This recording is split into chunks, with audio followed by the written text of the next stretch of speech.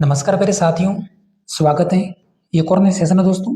आज के सेशन में बात करेंगे चतुर्थ श्रेणी कर्मचारी भर्ती 2025 एआरडी विभाग आवंटन है जो कि हो चुके हैं। विभाग आवंटन होने के बाद अगली क्या प्रोसेस रहने वाली है आज के सेशन में स्टेप बाय स्टेप में जो कि हम समझेंगे। उसके बाद है कुछ अभ्यर्थी हैं जो कि कुछ पॉइंट से और कुछ नंबर से पीछे रह गए हैं, तो वेटिंग लिस्ट और प्रतीक्षा सूची के बारे में भी आज के सेशन में हम बताएंगे। तो पहले हम जानकारी प्राप्त करेंगे एआरडी विभाग आवंटन होने के बाद अगली प्रोसेस। ये अगली प्रोसेस है जो कि क्या होती है। अब आपका संपूर्ण सूत्र श्रेणी कर्मचारी की जानकारी अपने फाइनल नियुक्ति तक है वो मिलेगी संबंधित विभाग से। अब आपका जो काम है विभाग तक पहुंच गया है, जो भी आपको विभाग अलॉट हुआ है उस विभाग से जानकारी आपको शेयर की जाएगी नियुक्ति से संबंधित।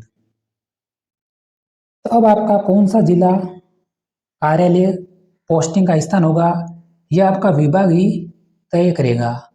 यानी आपका संबंधित विभाग है जो कि जानकारी शेयर करेगा। इस तरह से इसकी जानकारी मिलेगी। तो इसकी जो जानकारी है अलग से नोटिफिकेशन के माध्यम से आपको मिलेगी कि कब आपको बुलाना है, कब बुलाया जाएगा और कब आपकी काउंसलिंग प्रोसेस होगी। ये संबंधित विभाग वाइज अलग अलग हो सकती है। कुछ विभाग में लेट भी होता है, कुछ विभागों में जल्दी भी हो जाता है। तो इसमें अगर मैं समय की बात करूं तो 15 दिन का समय भी लग सकता है, 20 दिन का समय भी लग सकता है और अधिकतम 4 सप्ताह का समय भी लग सकता है।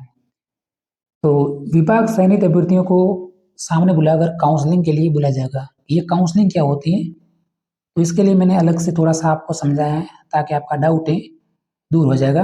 काउंसलिंग के लिए भी हम समझते हैं। काउंसलिंग के बाद है आपका स्थान है जो कि आवंटन करेगा। ये जो भी आपका स्थान है ये विभाग ही आवंटन करेगा कि कौन सा स्थान आपको मिला है।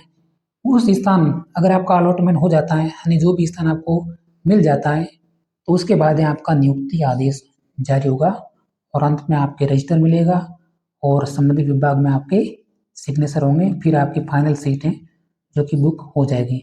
अभी केवल विभाग आवंटन हुआ है और काउंसलिंग प्रोसेस किस तरह से होती है अभी हम समझते हैं। तो पहले आपके काउंसलिंग की तिथि और स्थान का निर्धारण। काउंसलिंग की तिथि और स्थान का निर्धारण है विभाग द्वारा सभी चयनित अभ्यर्थियों को इसकी तिथि, समय और स्थान की सूचनाएं अधिकारी वेबसाइट पे दी जाती हैं और हम भी आपको बता देंगे। हमारे जो भी ग्रुप है उसमें आप जुड़ जाना और इसकी लिंक आपको ग्रुप में मिल जाएगी, तो इसकी सूचना आपको मिलेगी। अभी तक कोई सूचना जारी नहीं हुई है इसके काउंसलिंग के बारे में, केवल विभाग अलॉट हुए हैं। उसके बाद आपका दूसरा स्टेप होगा वो होगा सहमति पत्र। काउंसलिंग के दौरान अभ्यर्थियों को जिलेवार रिक्त स्थानों, विद्यालय, कार्यालयों की सूची दिखाई देगी और अपनी वरीयता के अनुसार स्थान चुनने के बाद अभ्यर्थी सहमति पत्र लिया जाता है। इसमें क्या होता है, कई बार मान लीजिए जैसे आपको एक स्कूल में मान लीजिए 2 अभ्यर्थियों की संख्या होगी और सीट की संख्या 1 है, तो उसमें आपको दोनों अभ्यर्थियों के मध्य कौन सा आपके नंबर के हिसाब से यह आपका विभाग तय करेगा, तो ये भी थोड़ा-सा आपको ध्यान रखना है। उसके बाद है वरीयता का ध्यान रखना कि वरीयता सबसे पहले किसको मिलेगी। तो अब आपके शत्रु सैनिक कर्मचारी भर्ती में वरीयता मिलेगी, सबसे पहले मिलेगी दिव्यांगजन को, विधवा को, परित्यक्ता को, एकल महिला को और उत्कृष्ट खिलाड़ी को। उसके बाद मिलेगी सामान्य को। ये आपकी अगली प्रोसेस है जो कि मैंने आपको बता दिया है और एक-एक करके आपको सूचना है जो कि ग्रुप में मिल जाएगी। उसके बाद है वेटिंग सूची के बारे में जानकारी। तो जो भी अभ्यर्थी प्रतीक्षा सूची का वेट कर रहे हैं और जो भी भाई-बहन कुछ पॉइंट से और कुछ अंकों से पीछे रह गए हैं, वो बिल्कुल परेशान ना हो। हम आपके वेटिंग लिस्ट जारी करवाने का पूरा प्रयास करेंगे। फिलहाल वेटिंग लिस्ट के बारे में कोई भी उल्लेख नहीं है, लेकिन लगभग हमें पूरा विश्वास है कि वेटिंग लिस्टें चतुर्थ श्रेणी कर्मचारी भर्ती में ज़रूर जारी होगी। लगभग 4000 से 5000 तक वेटिंग लिस्टें जो कि जारी हो जाएगी और इस वेटिंग लिस्ट की कट ऑफ भी हम आपको उपलब्ध करवा देंगे। जो 1 नंबर, 2 नंबर से पीछे रह रहे हैं, तो उनकी कट ऑफ भी हम बता देंगे। तो फिलहाल इसके लिए थोड़ा-सा समय लग सकता है, लगभग कम से कम 2-3 महीने तो लगेंगे आपके वेटिंग लिस्ट में। क्योंकि अभी तो ARD विभाग का जो भी प्रोसेस है, काउंसलिंग प्रोसेस चल रही है, तो उसके बाद आपकी वेटिंग लिस्टें के बारे में जानकारी मिलेगी।